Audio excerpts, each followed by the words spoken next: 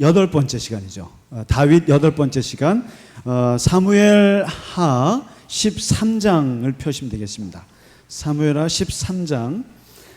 그러니까 우리가 이게 성경 공부이기 때문에 성경이 어디로 진행되는지를 꼭 보셔야 합니다. 그냥 보통 일반 교회에서 예배 드릴 때 그냥 말씀 구절 이렇게 지나가는데, 우리는 성경 공부이기 때문에 쭉 순서대로 나가고 있고요. 그래서 이 말씀만 이렇게 이야기만 듣고 가면 안 되고 성경을 같이 보시면서 공부하신다고 생각해 주시면 좋겠습니다. 13장이고요.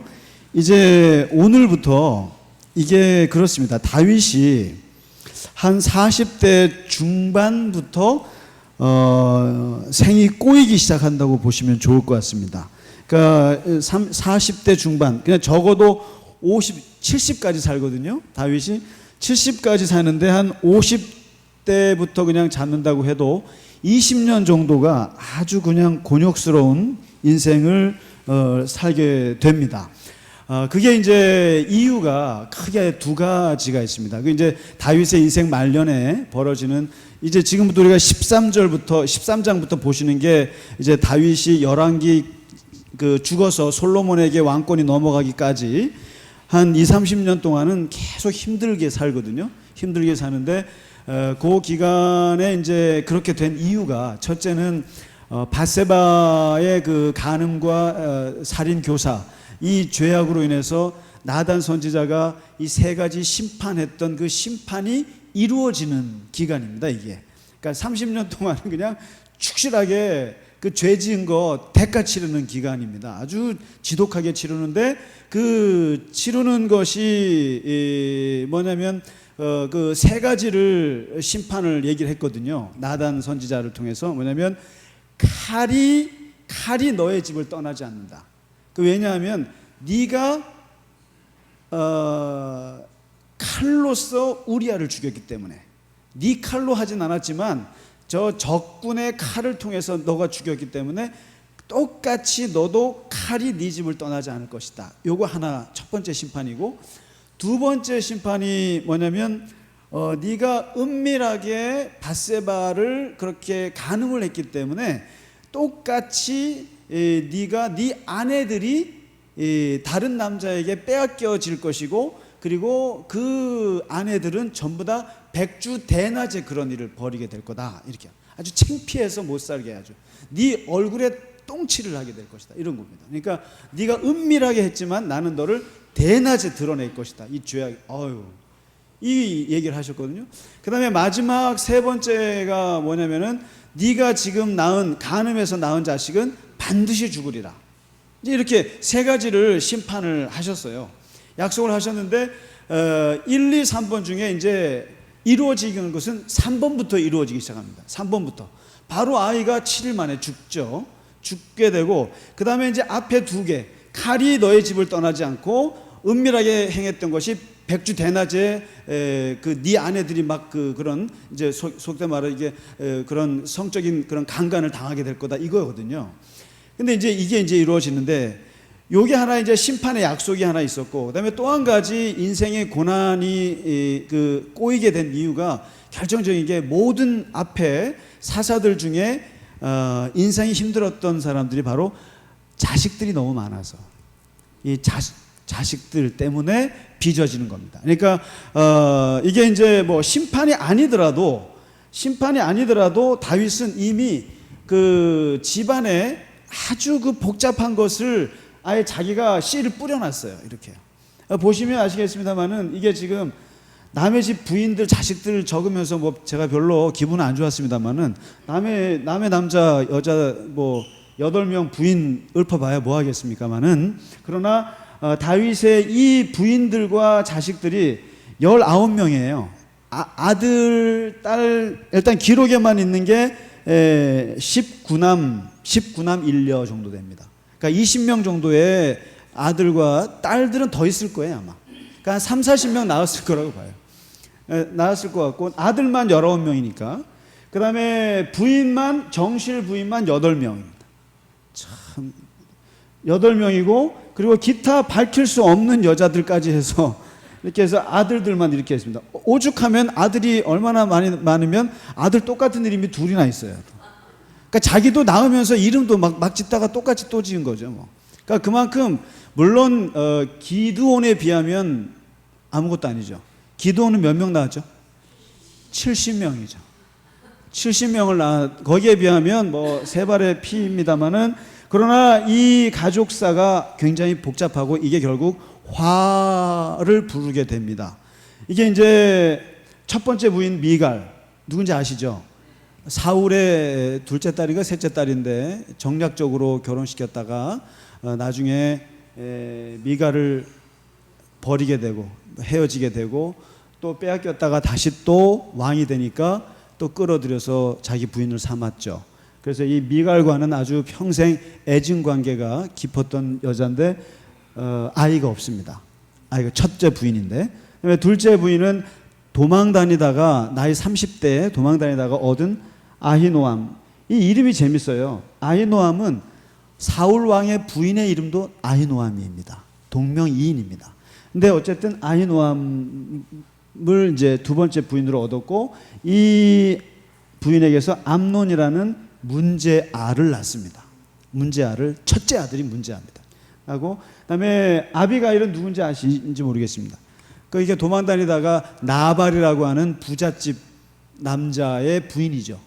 근데 이 부잣집 남자한테 좀 우리가 그래도 양도 지켜주고 했는데 좀 먹을 거 좀 달라 그랬더니 다윗이 누군데 이렇게 했다가 다윗이 너 죽어 그랬더니 그냥 그 말 무서워서 열흘 만에 죽었던, 그런데 그 부인이죠. 그 부인. 그래서 이 부인에게서 아들이 하나 나오고요. 그 다음에 이제 문제 부인이 바로 이 마아가. 이 마아가 이 네 번째 부인은 이 그술왕, 주변의 왕의 딸이에요. 왕의 딸인데 부인을 들여서 낳은 자식이 이제 압살롬, 이제 지금부터 다루게 되는 압살롬, 그 다음에 딸 다말을 낳게 됩니다. 이 둘을 이제 낳게 되고, 그 다음에 또 문제가 다섯 번째 부인 핫깃이라는 부인에게서 아도니아. 얘는 나중에 압살롬이 반역에 실패하자 자기가 왕이 되겠다고 나섰다가 솔로몬한테 죽임 당한 사람이에요. 이 다섯째 아들, 여기 아들. 그 다음에 이제 뭐 아비달이 있고, 안 나옵니다. 이름만, 에글라. 7명의 부인 아이에서 6남 1녀가 나온, 요게 나이 30에서 37세까지 다윗이 헤브론에서 유다의 왕을 할 때 낳은 자식들입니다, 이게. 그러니까 헤브론 자식들이고, 그 다음에 예루살렘으로 옮겨서 만났던 여자가 밧세바입니다. 밧세바. 그래서 첫째 애는 죽고, 그러니까 밧세바가 첫째 아이가 심판으로 죽고 솔로몬을 낳은 게 아니고 그 사이에 벌써 4명을 낳았어요. 4명 중에 솔로몬이 하나 있는 겁니다. 그러니까 솔로몬이 뭔가 좀 뛰어난 게 있었는지 솔로몬을 왕으로 점을 찍었는데, 아무튼 형제는 4형제가 있었습니다. 밧세바에게서. 그 다음에 이제 기타 이름 모를 부인들에게서 이런 자식들을 주르르 9명을 낳았죠. 9명인가 하여튼 나가지고 예루살렘에서만 10세 아들을 낳습니다. 그렇게 해서 헤브론 자식, 예루살렘 자식. 그래서 옛날에 우리 교회 김온양 집사님이라고 계셨는데, 그분은 그 부모님이 아이들을 낳을 때마다 그 낳은 지역에서 낳았을 때마다 이름을 그 아이 지역에다가 이름을 한 거예요. 그래서 이름이 온양이에요. 온양 요즘에 TV에서 잘 나오시더라고요. 그 아들 지석이가 우리 교회 출신인데 사인 받으셨나요? 누군지 아시나요? 유명한 배우인데. 예, 근데 그 얘기 들어보면 기가 막혀요. 지석이 그 사촌 형은 이름이 북경이에요. 아니 저기요. 런던이에요, 런던인데 그 런던이 제가 샌프란시스코에 있을 때 에스더홍 권사님의 사위가 됐어요. 예, 런던이. 결혼식에 제가 갔었는데 아무튼 거기는 런던에서 나왔다 런던이고, 또 큰아버지 이름은 장춘이에요. 장춘. 중국 장춘에서 나왔다고. 아유, 저도 이름을, 그러니까 이거는 자식을 많이 가진 사람들만 할 수 있는 특권이죠. 그러니까 이 다윗은 헤브론에서 낳은 자식 6남 1녀하고 이 예루살렘에서 13명, 하여튼 양쪽에서 나와서 한 40주를 올랐을 때는 이제 20명 자식들이 누군지도 몰라갖고 이름을 둘이나 이렇게 똑같이 지는 이 정도로 이제 자식이 많아졌는데, 결국에 이 자식들이 문제가 발생하는데, 어떤 문제가 발생하냐면 여기에 이 자식들의 구도 속에서 얼마나 이 부인들이 서로가 왕의 부인 아닙니까? 아시잖아요. 우리가 조선 뭐 사극 보면 이 자식이 자식을 왕으로 세우기 위해서 얼마나 왕권 투쟁을 많이 합니까? 그런 구도를 깔아놓은 상태에다가 밧세바 사건이 나서 하나님이 심판을 했는데 그 심판이 바로 여기를 통해서 이루어진다고 말씀하신 거예요. 세 가지 중에 두 가지가요. 바로 뭐냐면 바로 이 자식들 간에 스캔들이 발생합니다. 그 아버지의 그 자식처럼 이렇게 됩니다. 뭐냐면 요 암논이라는 얘가 이복 여자 동생 다말을 좋아하는 거죠. 다말을 너무너무 좋아하는 거예요. 그래서 얘가 상사병이 나요. 상사병이 나가지고 얘만 보고 싶은 거예요. 그래갖고 얘가 병들어 누우니까 사촌형 요나답이라는 애가 아주 강교한 애가 있는데, 야, 너 그렇게 상사병 걸려갖고 맨날 누워가지고 울지 말고 아버지한테 부탁해갖고 네 간병을 다말이 하도록 좀 부탁을 해라. 그렇게 해서 아버지한테 쇼를 해가지고 다말이 자기한테 음식 갖다 줄 수 있도록 그렇게 조치를 취합니다. 그렇게 해서 결국에 아버지는 아무 생각 없이 큰아들이 왕세자 1호 아닙니까? 근데 그러니까 얘한테 시켜가지고, 야, 큰오빠 수발 좀 해줘라 이렇게 합니다. 아무 이유도 모르는 다말이 그냥 아버지 말대로 큰오빠 수발을 하다가 큰오빠가 성폭행을 합니다. 쉽게 말하면 성폭행을 끌어들여갖고는 그냥 자기 침실에서 성폭행을 해버리는데, 이놈이 아주 나쁜 놈이에요. 왜냐하면 자기가 좋아했으면 좋아했지, 그렇게 자기가 무책임하게 성폭행을 하고는, 여기 성경에 보면 참 잘 표현했습니다. 옛날에 좋아할 때 그거보다 미워하는 게 더 심하더라. 아주 그냥 쉽게 말하면 욕망의 다윗이 밧세바를 간음할 때보다 더한 거예요. 그러니까 완전히 그야말로 동침해 놓고는 그냥 내차버립니다. 너무 미워하는 거예요, 얘를, 여자를. 그러니까 이 다말은 어쩌지를 못하는 거예요. 그 큰오빠한테 당한 것도 너무 심각한 데다가 내차면서 막 사람을 상처를 주는데 미치는 거예요. 그러면서 집에 와가지고 그냥 머리에다 죄를 뿌리고는 그냥 매일같이 우는 거예요, 여자애가. 그러니까 이거를 누가 보냐면 묵묵한 압살롬이 봅니다. 압살롬이 물어봐요. 너 어떻게 된 거니? 그랬더니 이러저러해서 이렇게 했다. 그러니까 자기 여동생이 이복 형한테 당한 거예요. 그러니까 압살롬이 무섭다는 게 여기에 보면 13장에 보면 이게 나옵니다. 아무 말 하지 않습니다. 뭐 보통 오빠 같으면 가서 멱살 잡고 해야 되는데 멱살 안 잡습니다. 암논한테 가가지고 형 어떻게 된 거예요? 내 동생 어떻게 한 거예요? 뭐 이렇게 따지고 뭔가 해야 되지 않습니까? 아무 말 안 합니다. 무슨 뜻이겠습니까? 예. 사람이 죽이겠다고 하는 사람들은 티 안 냅니다. 정말 죽이려고 하는 사람은 티 안 내죠. 근데 그래도 뭘 해보겠다는 사람이 난리를 치는 거죠. 난리를 안 치는 거예요, 이 압살롬이. 그리고는 조용히 있다가 2년을 기다립니다. 2년. 딱 2년이 지난 후에 일을 만들어요. 어떻게 하냐면 형제들을 초대합니다. 양털 깎는, 자기가 이제 양털을 깎는데 양털 깎는 계절이 돌아와서 아버지를 초청했어요. 그러니까 아버지가 아유 내가 뭘 너 양털 깎는 데 가냐? 그랬더니 아 알겠습니다. 아버지 안 오시는 거죠? 그럼 내가 형들하고 다 모셔서 이 19명, 20명을 다 모셔서 한번 식사 대접하고 양털. 이게 이제 쉽게 말하면 이제 추수 때가 되면은 한번 이렇게 잔치를 하는 거죠. 하는데 딱 모셔놓고는 여기서 술을 거나하게 먹인 다음에 자기 밑에 부하를 시켜서 요 큰형 암논이 술이 취하면은 조용히 뒤에 가서 죽이라. 죽여버립니다. 그리고는 소문이 어떻게 나냐면은 이 양털 깎는 이 밭에서 압살롬이 형제들 20명을 다 죽였다고 다윗에게 소문이 난 거예요. 이게. 이 말을 듣는 순간 마치 옛날에 어떤 일이 있었죠? 기드온의 아들 아비멜렉이 하루에 70명의 형제들을 다 죽인 날이 있었잖아요. 그게 여기서 재현되는 줄 안 거예요. 그래가지고 깜짝 놀랐는데 다행히 요나답 사촌 형이 얼른 다윗에게 가서 그게 아니고 암논만 죽었습니다. 암논만 죽었습니다. 그러니까 이제 암논이 죽게 되니까 압살롬이 살 수가 있나요? 그래서 도망갑니다. 어디로 도망가면은 외할아버지 집으로 가요. 외할아버지가 누구겠습니까? 그술 왕 달메 왕입니다. 그술 땅에 가서 거기서 3년 동안 아버지를 피해서 숨어 살아요. 숨어 살면서 아버지의 노가 풀릴 날만을 기다리고 이제 사는데 다윗이 3년 동안 죽은 아들 암논 때문에 울고 떠나간 압살롬 때문에 그리워하다가 3년째 되니까 이제 조금 이 화가 풀리고 죽은 암논이 이제 기억에서도 가물가물해지면서 이제 마음이 이렇게 될 때, 이때 이 압살롬과 다윗을 부자를 만나게 한 사람이 누군지 아세요 혹시? 요압 장군이 중간에서 중재 역할을 합니다. 중재 역할을 하는데 여기서 요압이 설득을 해요. 왕이시여, 이제 3년 지났으니까 셋째 아들 압살롬 용서해 주시죠. 그래, 용서하자 하고는 그술 땅에서 데리고 와요. 데리고 와서 예루살렘으로 딱 데리고 왔는데 여기서 다윗이 결정적인 실수를 합니다.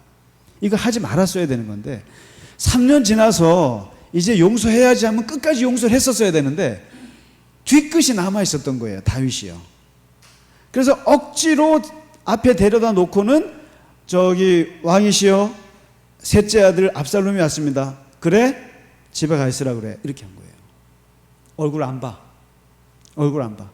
내가 이제 예루살렘 성에는 있으라고 하지만 내가 네 집에는 있지만 얼굴은 다시는 안 봐. 하고는 여기서 또다시 상처를 줍니다, 다윗이. 그러니까 용서하려면 여기서 끝까지 용서해서 받아들였어야 되는데 이게 또 용서 못한 거예요. 그래서 얼굴은 보기 싫은 거예요.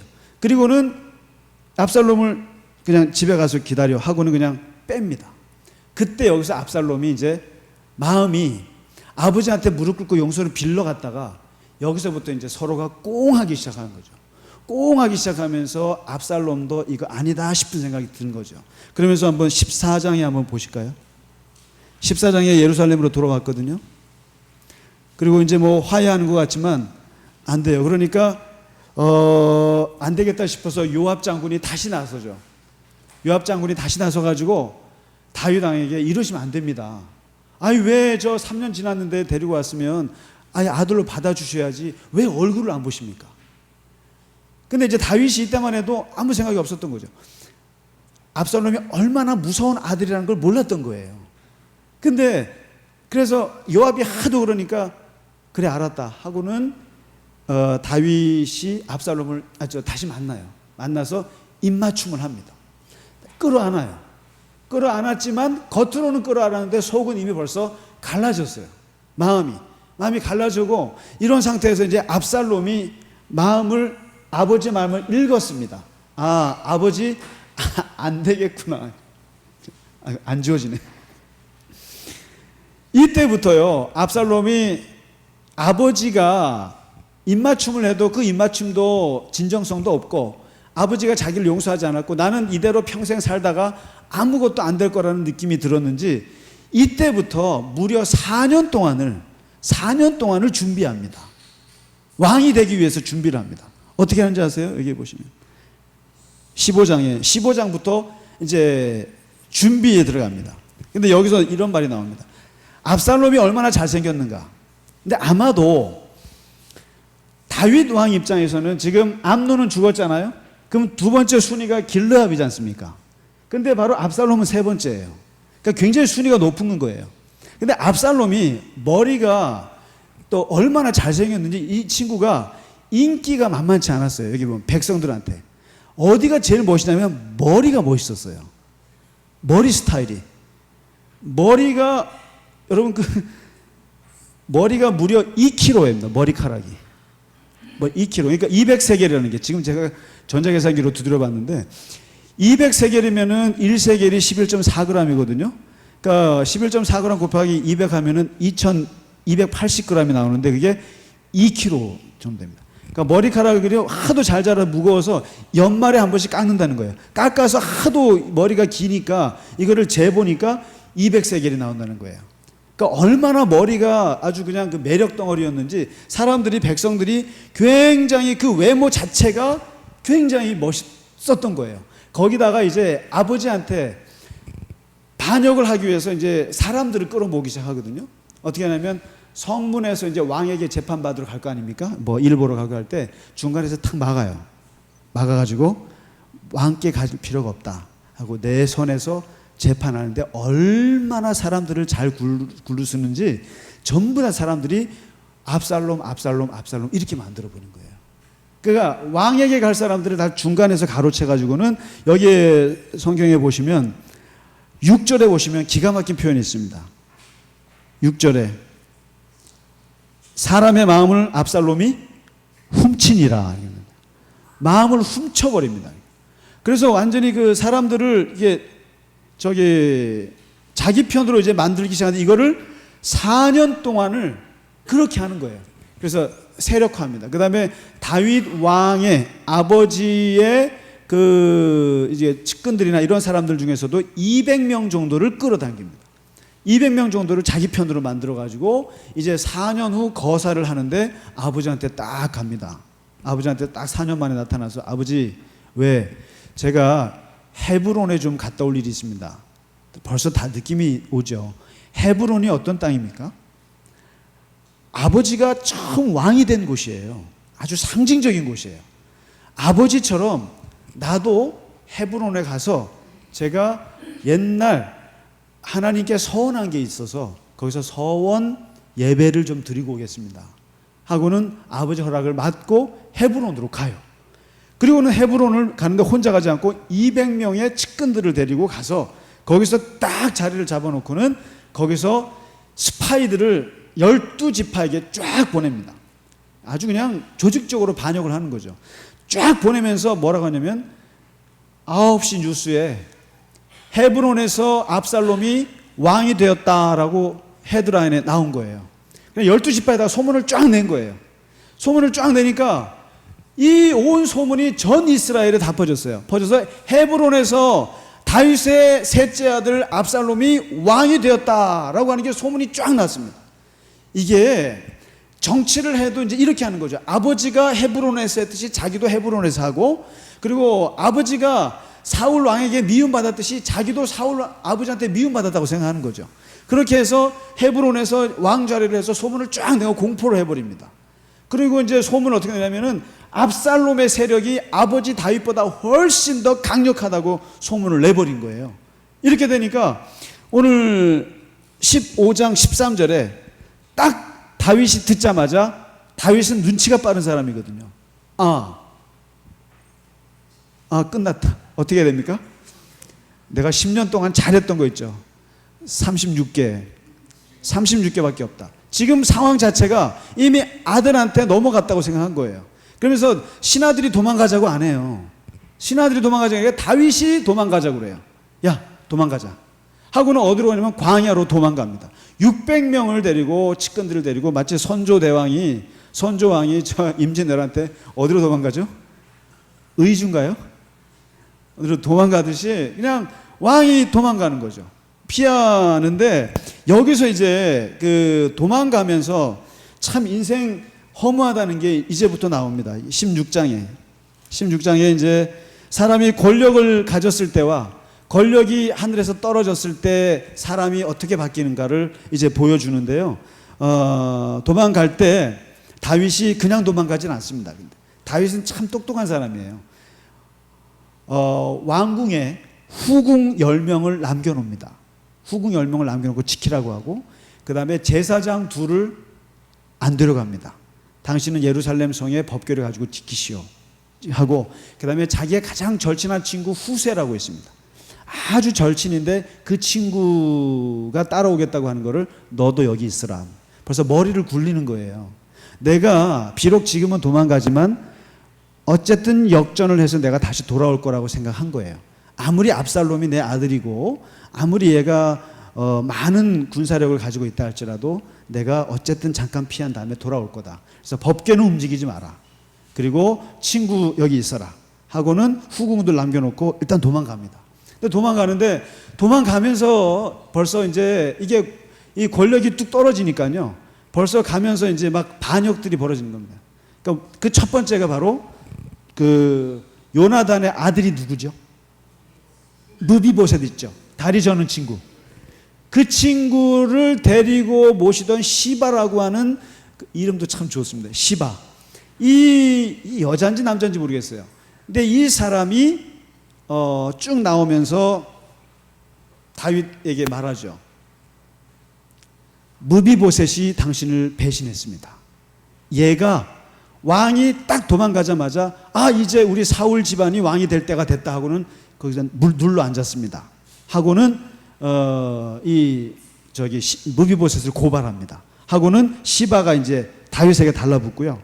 그 다음에 이제 사울 집안의 사람들이 이제 난리가 난 거예요. 사울 집안의 사람들 중에 시므이라는 사람이 와서 잘 됐다 이 자식아 하고는 저주를 퍼붓습니다. 막 저주를. 그래서 네가 사울 왕을 죽이더니만 이 꼴 당했고 하면서 막 저주를 하니까 그 부하들이 죽이려고 그러거든요. 근데 그때 다윗이 위대한 말을 하죠. 이게 한번 보실까요? 이게 참 다윗이요. 보통 분은 아닙니다. 17장 16절인가요? 16장 10절. 다 이제 저 왕을 저주하니까 죽이자 그러니까 다윗이 죽이지 마라. 왜 죽이냐? 하나님의 말씀이다 임마. 하나님의 말씀. 하나님이 나에게 하실 말씀을 저 시므이를 통해서 하시는 말씀이니까 잘 듣고, 그리고 그 욕이 저주를 내가 잘 받다 보면 하나님이 나를 불쌍히 여기셔서 상황을 바꿔줄 수도 있다. 그러니까 그냥 욕 잘 먹고 있어라. 그냥 하나님이 나에게 하는 저주다라고 생각하자 하고는 시므이를 건들지도 않습니다. 그리고는 그냥 이렇게 하고 이제, 그러니까 여기 보면 그 욕을 먹죠, 배신하죠. 그러면서 피곤하게 이제 갑니다. 도망가요. 그래서 다윗은 이렇게 도망가고요. 압살롬은 다시 헤브론에서 예루살렘으로 이제 입성을 합니다. 이제 내가 왕이 됐다고 입성을 하자마자 이때 그 압살롬의 모사꾼이 있지 않습니까? 유비에게는 누가 있었죠? 제갈공명이 있었던 것처럼 아히도벨이라는 사람이 모사꾼이 있었습니다. 이 사람이 딱 입성하자마자 내가 뭘 해야 돼요? 그러니까 뭘 하긴요. 아버지의 후궁들을 전부 다 백주 대낮에 동침하십시오. 이렇게 하죠. 그러니까 바로 이게 이제 그 두 번째 심판 내용이잖아요. 너는 은밀하게 행했던 것을 백주 대낮에 할 것이다. 근데 그게 바로 압살롬에게 당하는 줄 누가 알았겠습니까? 셋째 아들이 자기의 후궁들을 그냥 10명을 백주 대낮에 옥상에다가 놓고는 그냥 전부 다 동침을 해버리는 거예요. 이게 뭐냐면 일종의 왕권을 자기가 합법화하는 방법이에요. 아버지의 부인들을 그냥 능욕을 함으로써 완전히 정권을 바꿨다는 뜻이에요, 이게요. 그래서 그것부터 쫙 하고 납니다. 그렇게 하고 나니까 그 다음에 뭘 해야 돼요? 그랬더니 이 아히도벨이 12,000명의 군사를 풀어가지고 다윗만 잡아 죽이면 됩니다. 그래서 다윗 왕만 쫙 잡아 죽이면 됩니다 하고는 그렇게 작전을 짰는데, 여기서 이제 비틀어지기 시작하는 거죠. 뭐냐면 다윗 왕이 도망갈 때 남겨뒀던 사람 중에 절친이 있다 그랬죠. 후세. 이 사람이 보통 사람이 아니에요. 근데 이 사람이 딱 성에 있으면서, 왕궁에 있으면서 압살롬이 들어오니까 거기서 무릎을 꿇고 항복을 하면서 그 편에 들어갑니다. 위장으로 들어가서 그 편인 것처럼 도와줍니다. 근데 이 아히도벨이 다윗만 죽이면 됩니다 그러니까 그게 맞는 말이거든요.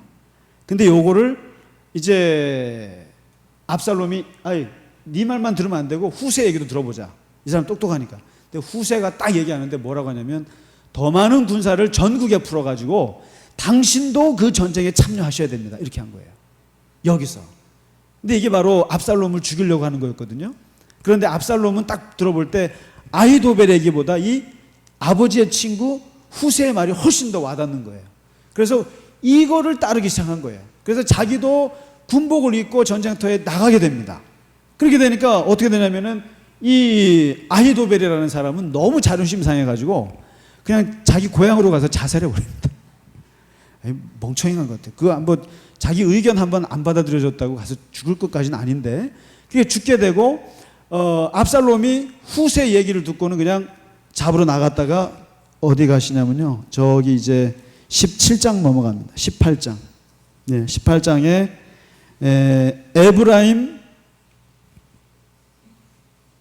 에브라임 수풀 쪽에서 거기서 이제 전쟁을 하는데 그랬거든요.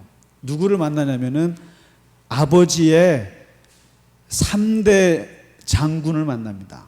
이거는 있을 수 없는 얘기예요. 그러니까 아무리 자기가 그 왕이 됐다고 떠들어도 아버지가 데리고 있는 이 세 사람이 대단한 사람입니다. 누굽니까? 요압의 동생 아비새, 그 다음에 이때, 이 그 당시 최고의 3대 장군이에요. 이 사람들이 버티고 있는 거를 몰랐던 거죠. 근데 이 사람들은 그야말로 30년, 40년 전쟁 베테랑이란 말이에요. 근데 그 사람들이 여전히 버티고 있는데 아무리 다윗이 도망갔다고 하더라도 그 군사력은 압살롬이 못 따라간단 말이죠. 근데 이제 후세가 가서 직접 싸우셔야 됩니다. 이렇게 하니까 데리고 나갔다가 2만 명이 죽습니다. 거기서 2만 명이 그냥 단칼에 죽게 되고 본인은 어떻게 됩니까? 상수리 나무 지나가다가 그냥 그 멋있는 머리가 그만 거기에 쫙 걸려가지고, 예, 밑에 나귀를 타고 갔는데 나귀는 휙 빠져나가고, 그냥 거기서 덜렁거린 겁니다. 머리가 걸린 거예요. 그 아름답고 그 짙은 머리가, 그 2kg가 되는 머리가 탁 걸리니까 헤어나오지를 못하는 거예요. 그래서 결국 평소에 사람들의 자랑이었던 것이 올무가 돼버려갖고 탁 걸렸는데, 여기에 누가 오냐면은 요압 장군이 딱 나타나죠. 요압 장군이 딱 나타나서 사람들이 죽이지는 못하는 거예요. 왜 못 죽이냐면 다윗이 부탁한 게 있거든요. 다윗이 뭐라고 부탁합니까? 우리 아들 좀 잘 봐주시오 그랬어요. 그 와중에도 우리 압살롬 좀 살살 다뤄주세요 부탁을 전군에다가 했거든요. 그런데 요압 장군의 생각이 달랐어요. 한번 반역한 사람은 이것은 자식이라 할지라도 처단하지만 안 된다는 생각을 한 거예요. 그게 이제 요압의 생각인 거죠.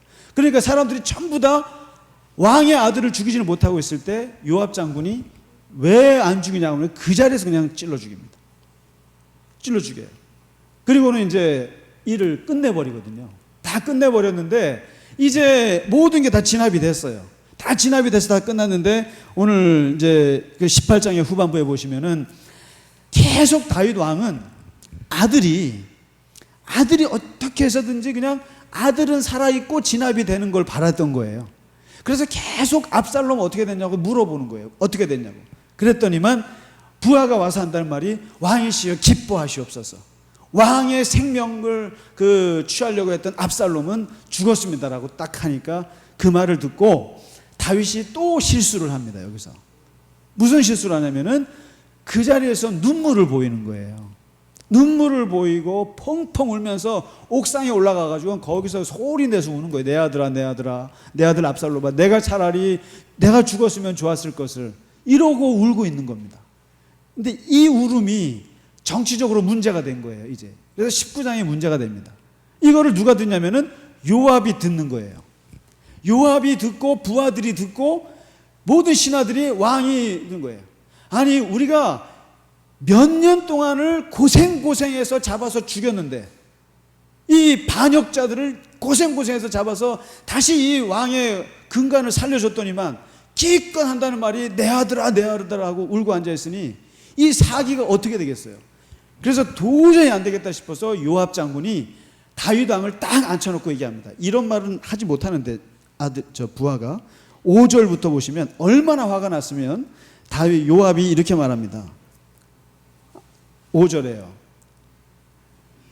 오늘 왕의 생명과 왕의 자녀의 생명과 처첩과 비빈들의 생명을 구원한 모든 부하들의 얼굴을 부끄럽게 하시네요. 아니 우리가 지금 이렇게 목숨 걸고 당신의 가족들을 살려놨더니만 우리를 아주 부끄럽게 하시네요. 왕께서 미워하는 자는 사랑하시며 사랑하는 자는 미워하시고 오늘 지휘관들과 부하들을 멸시하심을 나타내셨습니다. 이게 뭡니까 도대체? 누구를 좋아하시는 겁니까 지금? 이런 거죠. 누구를 좋아하시는 겁니까? 그러면서 뭐라고 하는지 아세요? 우리가 깨달았습니다. 만일 압살롬이 살고 우리가 죽었더라도 그렇게 우실 겁니까? 여기에 다윗이 한 대 먹은 거죠. 아니 우리가 지금 반역을 저지른 당신의 아들을 우리가 진압하러 가가지고 우리가 그들의 칼에 죽으면은 당신 이렇게 옥상 가서 우실 거예요? 안 우실 거 아닙니까? 마치 우리야 죽였을 때처럼 칼은 적도 죽이고 아군도 죽이고 다 죽이는 거니까 너무 상심하지 말라 이런 말 하실 거예요? 근데 당신 아들 죽었다고 그렇게 펑펑 울고 앉아있으면 당신을 위해서 싸웠던 우리는 뭐가 됩니까? 이러고. 맞는 말이죠. 맞는 말이죠. 그러니까 그러면서 뭐라고 하는지 아세요? 야, 참 분명히 말씀드리는데 이럽니다. 7절에 내가 맹세하는데요, 왕께서 지금 지휘관들과 부하들과 백성들 앞에 서가지고 잘했다 말하지 않으시면, 이 평정을 이게 잘했다고 우리를 칭찬하지 않으시면 오늘 밤에 한 사람도 당신과 있지 않을 것입니다. 그리고 뭐라고 하는지 아세요? 그 화는 당신이 젊었을 때 10년 동안 광야에서 그 했을 때보다 훨씬 더 심할 겁니다. 겁을 확 줘버린 겁니다. 왕한테 말이죠. 이게 할 말이에요. 만일 당신이 지금 백성들 앞에 나가서 잘했다고 말하지 않으면 당신 다시 뭐예요? 죽여버릴 거야 이거예요. 지금 옛날에 당했던 거 아무것도 아니야. 내 칼에 당신 죽어, 이런 뜻이에요. 그러니까 다윗이 울다가 갑자기 뚝 그치고는 얼른 여기 올라갑니다. 백성 앞에 얼른 섭니다. 얼른 서서 잘했다, 눈물을 감추고. 그러니까 이 다윗도 여기서 판단 못한 거죠. 이게 자꾸만 왕으로서의 모습보다는 아버지로서의 모습이 그냥 연연하다가. 근데 이해는 되죠. 암논 죽었죠. 압살롬 죽었죠. 다말은 미쳤죠. 뭐 이게 뭐 기분이 좋겠습니까? 그러니까 이제 거기에 치우쳐서 했지만, 그러나 이게 나라의 일이잖아요. 그러니까 어쨌든 진압은 해야 되니까 평정을 합니다. 이제 그 요압의 그 무서운 말을 듣고 평정을 하고 겨우 돌아와서 이제 다시 예루살렘으로 입성을 하죠.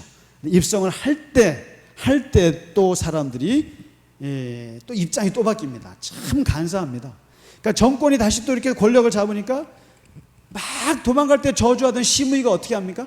시므이가 쪼르르 와가지고 베냐민 사람들, 그러니까 사울 집안 사람 1000명 데리고 와서 그 앞에 무릎 꿇고 잘못했다고 싹싹 빌어요. 싹싹 비는데 다윗이 어떻게 할까요? 너희 자식 그때 저주했지 하고 그 자리에서 죽이질 않아요. 그래 됐다 하고 이렇게 덮어요. 덮고 그 다음에 무비보셋 있잖아요, 요나단의 아들. 걔는 어떻게 됐나 했더니 걔는 보니까 오해를 받았어요. 그 시바가 자기를 모함해서, 자기는 다리가 없으니까 못 나가잖아요. 자리를 떨어뜨려 놓고 간 거예요. 그때부터 얘가 밥도 안 먹고 옷도 안 입고 세수도 안 하고 그냥 거기서 있었던 거예요. 그러면서 왕께서 저를 죽이려면 죽이고 살리려면 살리려고 정직하게 나갑니다. 그러니까 다윗이 그걸 믿고 무비보셋을 살려요. 그런데 나중에 이제 다음 주 그 다음 주에 보시면 다윗이 죽을 때요, 유언할 때 보면 다 뒤끝이 나옵니다. 그때 솔로몬에게 왕권을 넘길 때 죽을 때 마지막 진심이 나옵니다. 저 시므이 저 인간 죽여라. 걔가 내 손으로는 죽이지 않았다. 나를 저주하고 그리고 내가 돌아왔을 때 또 와서 무릎 꿇고 내가 다 봐줬다. 그러나 너는 봐줄 필요가 없다. 너 선에서는 없애라. 나중에 죽어요. 그러니까 이게 다윗이 이렇게 이제 권력을 잡았다가 넘어졌다가 다시 올라가면서 이런 부침을 겪으면서 이제 참 이런 걸 많이 겪으면서 하나님의 용서와 또 사랑과 또 때로는 처단과 이런 것들을 다 이제 경험하면서 이제 나갑니다. 그래서 오늘은 일단은 압살롬의 이제 앞으로 2번의 반역이 더 남았어요. 사실 간단한 반역입니다만, 그러니까 다윗이 3번의 반란을 당해요. 50줄에 3번의 반란인데 제일 큰 가슴 아팠던 게 압살롬의 반역이고, 이제 다음 주에는 또 하나의 반역이 하나 있습니다. 그 다음에 마지막 죽기 전에 반역 당하는. 그러니까 이게 다윗의 인생 말년이 참 힘들었다고 볼 수 있습니다. 자, 오늘은 여기까지만 공부하도록 하겠습니다. 고생 많으셨습니다. 고맙습니다.